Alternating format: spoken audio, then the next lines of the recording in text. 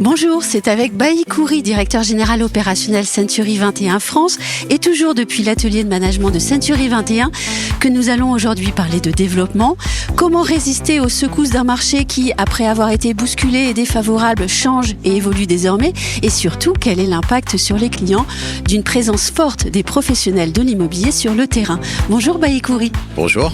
Un marché secoué et voué à évoluer, cette information-là, les professionnels de l'immobilier l'ont fort bien intégrée désormais. Toutefois, il me semble qu'on évoque trop peu la nécessité pour ces professionnels de l'immobilier de contourner la difficulté en adaptant leur méthode de travail. Est-ce que j'ai raison de parler ainsi ? Alors, j'ai deux réponses. La première, il y a la profession dans sa globalité. Oui. C'est votre question. Oui. Et j'aurais peut-être des réponses plus affinées quand il s'agit de parler de Century 21. Voilà.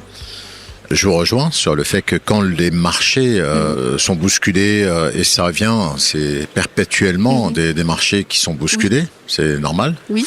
À chaque fois, il y a trois phénomènes. Il y a des agents immobiliers qui n'ont pas pris la précaution pendant les années fastes de thésauriser, de recruter, de former, d'avoir une équipe suffisante en termes d'effectifs, mais suffisante aussi en termes de compétences, qui fait que quand les secousses arrivent, bien évidemment, on est plus fragile. C'est une espèce qui est vite fragilisée et on a environ 1000 agences immobilières qui ferment en moyenne par an dans ces moments-là. Pour continuer à parler de la profession en général, il y a bien évidemment une deuxième catégorie, ce sont les agents immobiliers qui sont en même temps administrateurs de biens, qui ont une activité récurrente et qui leur permet de passer plus facilement les difficultés. Oui. Et puis vous avez une troisième famille d'agents immobiliers qui peuvent se suffire de peu, donc n'ont pas besoin de revenus importants, n'ont pas des ambitions. C'est un choix qui est fait et il n'y a pas de jugement dans mon propos. Et ceux-là traversent la crise sans difficulté et continuent à faire ce qu'ils faisaient avant sans se poser vraiment de réelles questions. Voilà. Mais alors, sur le terrain, de façon concrète, quelles sont vos recommandations pour justement passer les étapes et cette crise ? Si j'avais face à moi un agent immobilier avec qui j'échange sur ce sujet-là, je dirais que dans un premier temps, il faut vraiment nous nourrir de compétences parce que les clients, ils veulent travailler avec des gens compétents. Pas seulement avec des gens sympathiques, mais avec des gens compétents, c'est-à-dire dont les expériences sont éprouvées et dont les résultats sont annoncés. Ils veulent travailler avec des agents immobiliers qui sont soucieux du devenir de leurs clients. On a trop tendance à penser que dans le monde de l'immobilier, on fait du one-shot, c'est-à-dire dans la transaction, le client vient, on lui vend, puis il s'en va, voilà, et un acheteur vient, on lui vend également un bien et il s'en va. C'est faux. On voit que dans l'étude de Calimétrie, quand une personne vend son bien, elle reste à 10 km autour, elle rachète à 10 km autour de son premier bien, c'est-à-dire toujours autour de l'agence qui l'a accompagné pour vendre son bien. Et on a tendance à l'oublier, et donc on s'en occupe plus, et l'image de marque de l'agence est défaillante, et bien évidemment, quelques années ou quelques mois plus tard, on récupère cette mauvaise image. Mais ça, c'est une bonne nouvelle, parce que vous dites que finalement, le vendeur, l'acquéreur sont ancrés dans un terroir, mais l'agent immobilier, pour bien travailler, doit être aussi ancré dans son terroir.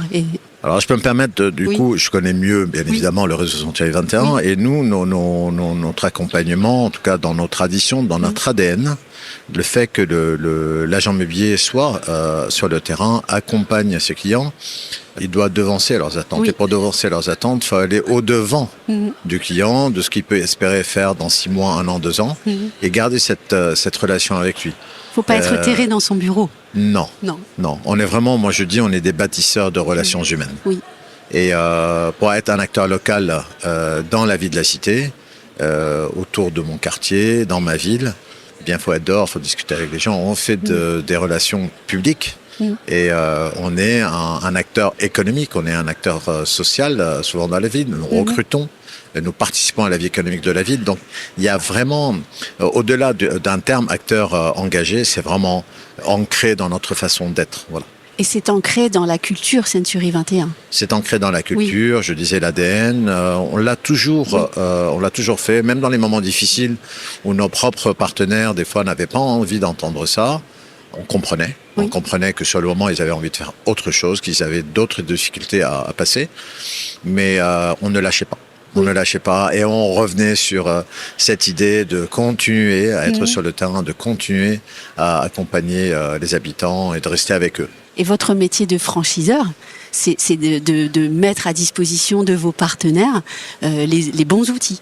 C'est ça, le métier de franchiseur doit tout d'abord donner un pouvoir à chacun de nos agents immobiliers, c'est un savoir-faire qui est formalisé. Voilà, donc tout le monde a la même chance. Quand vous avez un savoir-faire qui est formalisé, tout le monde dans l'agence a la même chance de réussite. Voilà. C'est pas que du talent. D'ailleurs, on dit souvent que le talent vient en travaillant. Oui.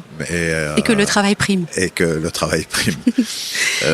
Et puis la deuxième vocation d'un franchiseur, c'est de former. Et chez Century 21, il y a 40 personnes qui sont dévouées à l'accompagnement de nos partenaires in situ, dans leurs agences. Ils viennent les aider à mettre en place un certain nombre de méthodes, d'outils, en fonction de leurs besoins du moment.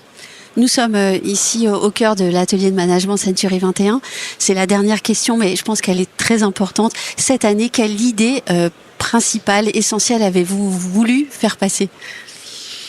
Le thème de notre atelier, c'est nos clients et nous. Tout ce qu'on vient de se dire, voilà. C'est ça. Et qui sommes-nous ? Je disais, nous sommes des bâtisseurs de relations.